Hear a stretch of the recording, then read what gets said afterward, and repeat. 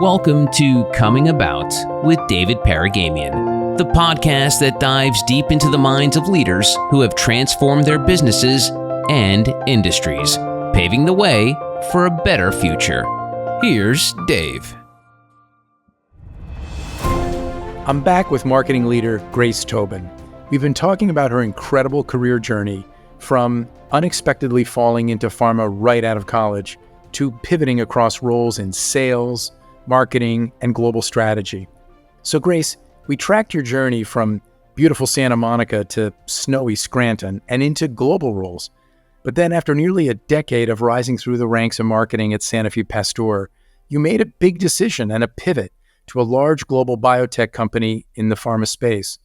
There you led a global multi-billion-dollar brand, a household name to all of us, managing both the HCP side of the business and the DTC marketing side of the business. Tell me about the bravery that it took to make that leap and some of the learnings from managing such a big brand and different budget size and scale. Any interesting insights you can share about that experience? Good question and big question. So the move to biotech was major for me for a few reasons. I had been at Sanofi for about 13 years. It was my home. It was all I knew because I had been there right from undergrad. So it was a huge pivot for me to go from big pharma and my comfort zone, a company that had lots of layers and process and structure, to a lean, scrappy, well-funded biotech in a role where I was building a team and actually also building a market. Because when you think about it, the pandemic market was over. When I got into the role, the pandemic was declared over. So now what do? We're launching this brand in a couple of months. The government declares the pandemic over in our country. So yeah, it was a whole lot of transition for me at once. New company, building a market, building a team, leading DTC, which I had only ever focused on HCP. So it was a big deal for me. The spend was large. There were a lot of eyes on it. And it was the company's only product. So, talk about pressure. And it was a seasonal business. So timing was super, super critical. And we were shaping a market while also trying to gain majority share, which is a risky proposition coming in as the underdog. The product had a 6-month indication with a universal recommendation, which it sounds great, right?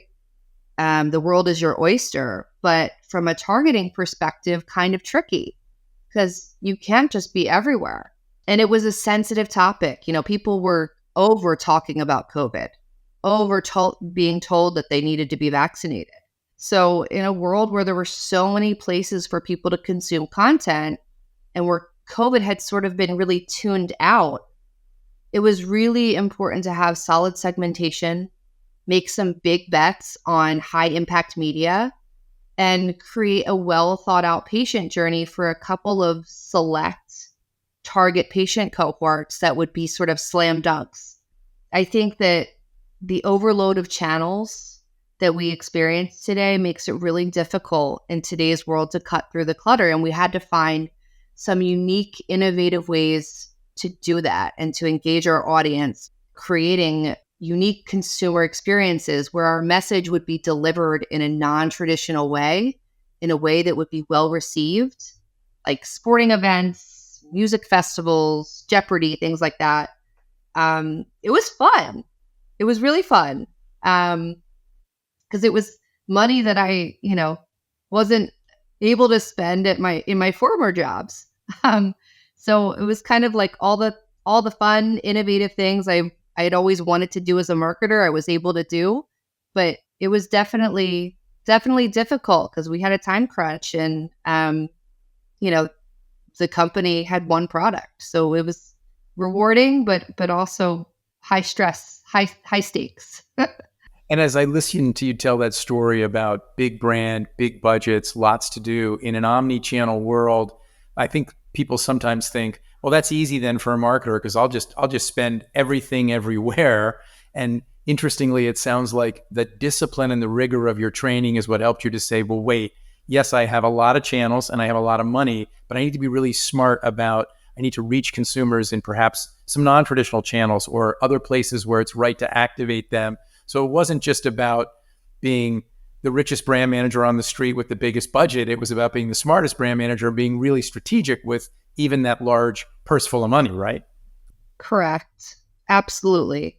Yeah. Like being very choiceful about where we would make the most impact with the right type of audience. At that point, if you weren't vaccinated by the spring of 2023, you're not going to get vaccinated. So why waste our time trying to convince someone who for 3 years now has decided to not be vaccinated, and instead fish where there are fish? Go after the crowds that have gotten vaccinated at least once or twice and play there. Oh, it totally makes sense. Along the way, obviously, both in your first chapter at Sanofi and in those global roles, and then obviously most recently at this large biotech with that product, you've worked with, hired, fired, looked at some of the best advertising agencies in the business. Any observations on what makes a great agency-client relationship? Yes. I have really had the pleasure of working with some fabulous agency partners over the years where I've really been able to collaborate on some of the most meaningful work in my career. For me, great agency partners embody a few key themes. For me, most importantly, they act like they're part of my business, right? If they can hang in a discussion about strategy because they've done their homework or they're genuinely interested, it makes the relationship just feel so much more organic, and they instantly become so much more valuable in my mind. If they've been involved in my market research, if they understand the competitive landscape, and they have a decent idea of what's important to my company, I just feel like it makes a world of a difference. I also think it's important when agency partners offer options and can engage in healthy debate. I've had experiences before where agency partners just want me to tell them exactly what we need and what to do, which I can do. I can delegate with the best of them, but I think it's more valuable when an agency partner listens to what I want, but then comes back to me and says, yes, we can do that, but have you considered X, Y, and Z? And maybe challenge me on why what I was thinking was maybe not the best idea. I think another key quality for good agency partners is, and this is going to sound old school and silly maybe to some, but just showing up. And I mean physically showing up. Spend time in my office, sit in my medical, legal, and regulatory review meetings, break bread with my team. To me, that's how you become part of my team. And I think it's really, really hard to build a relationship with an agency if it's 100% remote. Those are some great observations. And, I think that last comment about that physical presence and be there and be committed, it's interesting to your comment about it would be hard to do that remote. I also think that early career, that acceleration for you when you were at Sanofi Pasteur, when you found those mentors that you thought were superheroes and they were good and they were also nice, that would have been hard to do on Zoom too, right? So I do think you've just done a very subtle commercial for why at least the hybrid work environment where we're together in the same space, all working together at least a couple days a week, is good for people's careers. Absolutely. Absolutely. Especially early in your career when you're being groomed for corporate America. I just think that, it's absolutely critical. And definitely for agency partners, like the relationship acceleration just, I think, is night and day. No, and I like that phrase, relationship acceleration. So true. Well, one of the things I also know to be true, speaking of brave decisions and pivots, is you are in a transition right now. And I know you probably have some things you can and can't share, but as you think about what's your next chapter, are there any clues or themes or things, because I testify, I want to be one of the people on your personal board of directors. So as I watch this next chapter Any clues you can share with us on where that might unfold? Sure. You know what? I'll be an open book. I'm happy to share. As you know, I've recently left my biotech marketing job, and I'm taking a little bit of a career pause right now to focus on family, with our second baby arriving this summer, which we're so excited about. But when I re-enter the workforce in a handful of months, I know I'll be excited for a new challenge. And although, salary and title are really, they're important factors for sure. I know for me, for my next step, I think one of the most important things for me will be finding a company that has a great culture. Ultimately, people are a company's most valuable asset. And if they're not feeling valued or safe in their work environment, it's going to have major downstream effects for the business and for their lives outside of work. Culture is key for me. So I'll be looking for a position for a company where where it's really evident that the culture is great. I'll also be looking to work for a company where there's tangible examples of women leaders throughout the company. I think having a diverse organization with men and women leadership running the show makes a huge difference.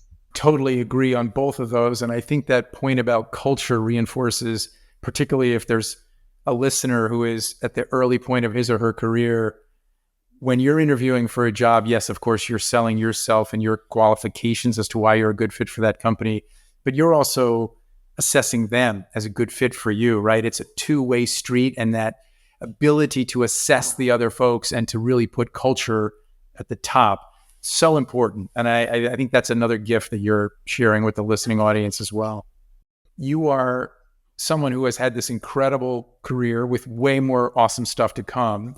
And as you think about this next chapter and you look back on everything that you've done and you've learned, what advice would you give yourself if you look back on that 22-year-old graduating from the University of Scranton with a marketing degree? Any advice for people like that? What are you glad you know now that you wish you told yourself back then? 22-year-old Grace. I think first I would say don't buy so many shoes. You don't need them.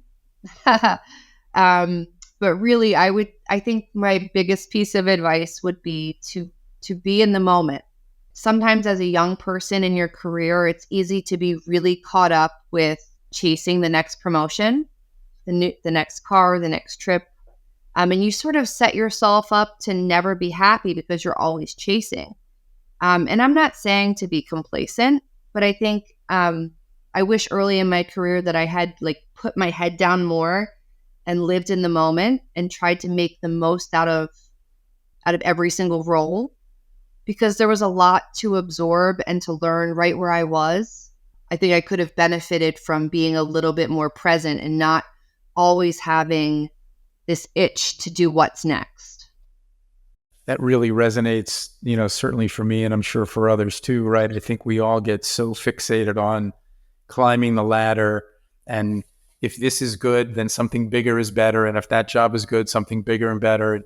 The ability to just sort of take in where you are and get the most out of it and enjoy it. And that's why I also think this choice that you've made to take a little bit of time, as you said earlier, focus on your family and be really thoughtful about you choosing what's right for you for this next step. I'm super confident on what the future holds for you. I am glad to be a completely uncompensated member of your personal board of directors. It's just a joy to watch the trajectory, and I really appreciate you sharing your wisdom and your insights with the listeners today. Thank you so much, Grace.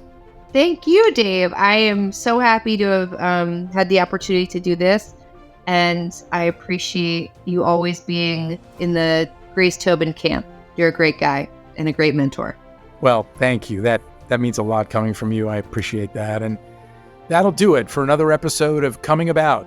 If you like the show, please take a moment to subscribe so you get notified of future episodes and can catch up to the ones you may have missed. Also, if you have a moment, I'd love it if you left us a review so that other people like yourself can learn about the show. I'll see you next time. This has been Coming About. We hope these conversations have left you feeling empowered and ready to take your organization to the next level. To speak with Dave about your business transformation or to learn more about Health Monitor Network, go to healthmonitornetwork.com. And don't forget to check out his book, Coming About: How We Transformed a Major Media Company and the Lessons There for You. Available wherever books are sold. Coming About with David Paragamian is a production of Advantage Audio.